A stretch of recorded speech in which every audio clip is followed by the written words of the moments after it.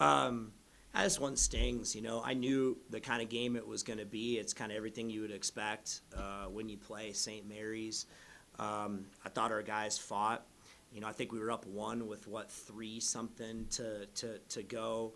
And, we just couldn't make enough plays to get the job done. It was kind of one of those nights, I thought that's a terrific defensive team. I thought our flow wasn't very good. We probably tried to do a little bit too much one-on-one at times, and that's difficult to do against them. You really have to trust what you're doing. But we had our chances there late. They just made a couple more plays than we did, and so that stings. But I guess we're not going to be Indiana, the '76 Hoosiers, right? We're not going undefeated, and we'll grow from it and learn. When you look back at you chased so hard to get back in that game in the second half. Dead ball with 2 seconds left on the foul clock. They come out of it. They get the three from Jefferson. Did that kind of put you back in chase mode again? Yeah, we guarded it exactly the way we wanted. I think he's, 2 of whatever. We guarded him kind of the way, and give that kid credit. He made 2 threes tonight. Marcialonis made 2 big threes that way, but that was a huge play, right, in the game. And we kind of knew where they were going to try to go to Dukas or whatever, a quick shot. We took it away. We kind of helped a little bit on his drive, and, give the kid credit. He knocked down a huge 3 when they had to have it. And, I thought, again, we had a bunch of opportunities at the rim tonight just when I thought it. We just could not quite get it to go. But that's the way it goes. And despite all that, again, we had a chance here tonight. But give them credit. I knew that'd be a desperate team. That's how they played. Is this one of those games where you sit there and you look at the fact that they weren't shooting well coming in? You were one of the best shooting teams. Those are the things that always make you shudder a little bit as a coach. Well, you when it's a close game like that, any big shot that somebody has to take at the end of the shot clock or whatever, and they know they have to shoot it, they can go. But they were 7 of 24 from 3. We did a really good job on Mahaney, but they made some timely shots. I thought Mahaney's 3 with 1 second on the shot clock from deep after we played a great possession, that goes in to put them up, 7, was a huge shot, and they made a bunch of those more than we did. But I thought in our case, too, I just didn't think our flow offensively was great. A lot of that St. Mary's defense, but it wasn't going to be easy tonight, and you know that, and I don't think we trusted it very well. Probably some guys, even some younger guys, maybe in some situations they hadn't been in. We missed the post, wouldn't just make the simple pass, but we'll learn from it. You mentioned it. You probably can't go undefeated every season and all the way through the season. There's only been one who's ever done it. Yeah. Right. So yeah. You mentioned Indiana. Was that a similar message that you had to the team after this one? No, we just keep doing what we're doing. I didn't focus on we were undefeated and now we're not. It's that we had our opportunities tonight, and that's what I said. They made more plays than we did, and got to find a way to learn. And I thought, again, offensively, we were a little bit stuck at times and needed to play a little simpler. And then we missed some opportunities too. But listen, this one stings. You get up. We have a little bit of time here with finals, and we get up and we work on getting better and focus to the next one. It's a long season. I think through 10 games we've played pretty well. I think that's hard to argue.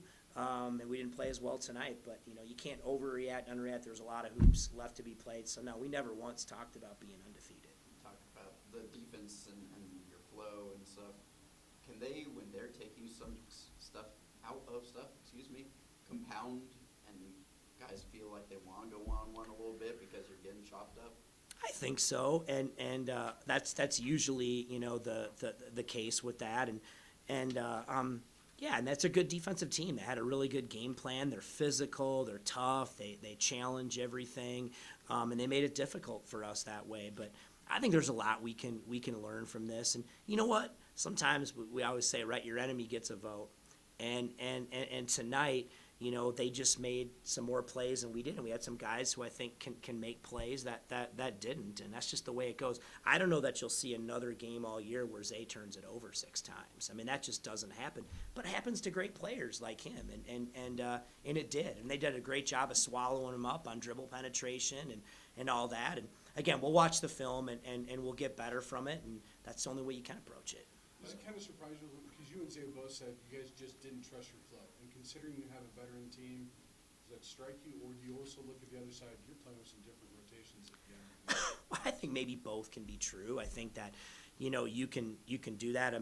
I think that also what happens, when you look at this here, when you're moving guys into a different role and we got two main guys out, well, those guys that were your bench guys all of a sudden become a different role, and maybe that attributes to it a little bit, and guys are maybe in some different spots. But you know what? There's two ways to look at it. Do I think that's a factor? Yes. But it also allows those guys to get experience. I mean, that's a man's game out there today now. All right, that's a man's game, and it's going to be physical. Got to make quick decisions. You got to play tough, and those guys will all get better from it. But our bench isn't as deep now. A lot of it's based on that. And then Rashawn, was dealing with a little injury. He couldn't play as much. So a lot of the bench, I think, also just came from being thinner. I know he's made plenty of big shots in his career, so not really a guy you second guess that often. But would you have liked Isaiah to maybe get a different look? Yeah, I talked to that about him. I thought that wasn't the right, but I thought he wants to make the play. I thought they were almost giving him a 2. I still think right there, 14 seconds to go. You need to score quickly. That's the most important thing. And I think if you take the quick 2 there, you can set your press, again, and try to trap him one time and see if you can create a turnover, and then you foul, and then maybe you're in a different situation the next time, down 3. But he took the shot. Didn't go in. We did get the rebound. I thought Nate Clifford did get a clean look, there at the end. So if somebody would have told me that we would have got that look for Nate, I would have taken that. But yeah, hindsight's 20/20. But yes, in that scenario, I think you want to score quick, and if they're giving you a quick 2, I think you want to take that or get in the lane, right? And if they collapse and then you can spray it for a 3, you take that.